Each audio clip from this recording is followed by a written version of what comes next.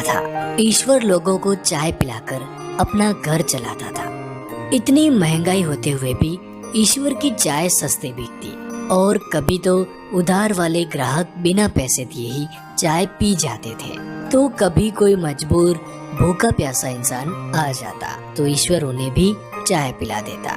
ईश्वर की चाय की दुकान ऐसी जगह पर थी जहाँ कुछ लोग चाय पीने के बहाने इकट्ठे होते थे और अपने दुख दर्द की बातें आपस में किया करते थे, जो बातें ईश्वर चाय वाला भी सुनता था। क्या बात है नंदन, बड़ा परेशान लग रहा है? हाँ, माँ थोड़ी बीमार है और उनके इलाज के लिए मेरे पास पैसे भी नहीं है। क्या बताऊँ, अब मेरा भी मुश्किल से घर चल रहा है। जरा चाय वाले भाई से पूछकर देखो, शायद कुछ मदद मिल जाए। अब नंदन ईश्वर चाय वाले से कहता है, ईश्वर भाई साहब, क्या तुम्हारे पास 1000 रुपए होंगे? मैं 3-4 दिन में वापस कर दूंगा। मेरी माँ का इलाज करवाना है, तो प्लीज मना मत करना। अब ईश्वर इतना पैसे वाला कहाँ था जो लोगों को उधार देता फिरे। फिर भी उसने कुछ रुपए बचा कर रखे थे। ठीक है, ये लो।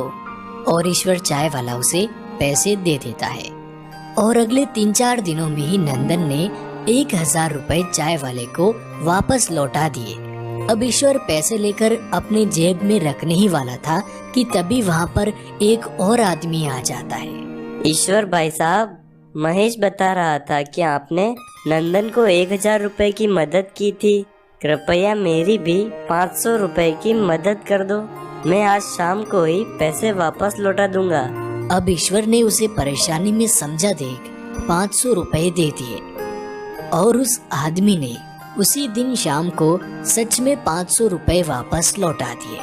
धन्यवाद ईश्वर भाई साहब। अच्छा, मैं चलता हूँ। अब थोड़ी ही देर में एक वृद्ध आदमी ईश्वर की दुकान पर आता है। बेटा, नंदन ने मुझे तुम्हारे पास भेजा है। मुझे मेरी दवाइयों के लिए 1200 रुपए की आवश्यकता है। जैसे ही मेरा बेटा मुझे पैसे भेजता है, मैं तुरंत तुम्हें वापस कर दूंगा। चाचा जी, मैंने तो नंदन की यूं ही मदद कर दी थी। मेरे पास इतने पैसे कहाँ होते हैं। बेटा, ऐसा ना कहो, मुझे दवाइयों की सख्त जरूरत है। तुम मना मत करो। आप मेरे पिता समान हैं, इसलिए ये लीजिए 1200 रुपए। इन्हें आप रखिए और दवाइयाँ ले लेना। अब उस वृद्ध व्यक्ति ने पैसे लिए और चला गया। ईश्वर को अब थोड़ा डर भी था कि कहीं उसके पैसे डूब न जाए, मगर अगले 4-5 दिनों में ही वह वृद्ध व्यक्ति आता है और ईश्वर को 500 रुपए के 3 नोट देता है। ईश्वर नोट को गिनकर बोलता है, चाचा जी, ये तो 1500 रुपए है। आप तो 1200 रुपए लेकर गए थे ना, ये लीजिए 300 रुपए वापस। नहीं नहीं बेटा, तुमने मेरी समय पर मदद कर दी, ये पैसे तुम्हारे हैं, तुम रख लो। नहीं चाचा जी, मैं नहीं रख सकता। अरे रख लो भाई, मुझे कभी और जरूरत पड़ सकती है। ठीक है, आप कहते हैं तो मैं रख लेता हूँ। अब धीरे धीरे लोगों को पता चलता गया कि ईश्वर चाय वाला पैसे देकर लोगों की मदद करता है, तो जिनको पैसों की जरूरत होती वो ईश्वर से पैसे उधार मांगने चले आते।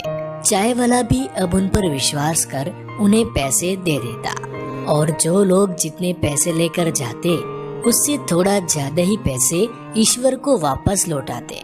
ईश्वर भी उन्हें तोहफा समझकर वो पैसे रख लेता। धीरे धीरे वो एक्स्ट्रा पैसे ब्याज में बदलने लगे।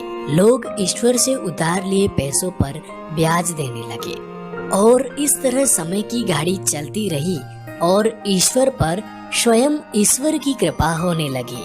उसकी चाय की दुकान एक बड़ी दुकान में बदल गई और चाय का धंधा तो एक तरफ चलता रहा, साथ ही पैसों की लेन देन का धंधा जोरों पर चल रहा था। लोग चाय पीने कम, पैसे ब्याज पर लेने ज्यादा आने लगे। धीरे धीरे ईश्वर ने अपने गांव में ही नहीं बल्कि दूर दूर तक अच्छी खासी इज्जत बना ली और अपना नाम कर लिया। इस कहानी से शिक्षा, जिंदगी हमें एक बार सफल बनने का मौका अवश्य देती है, बस आपको अपनी बुद्धि का उपयोग करना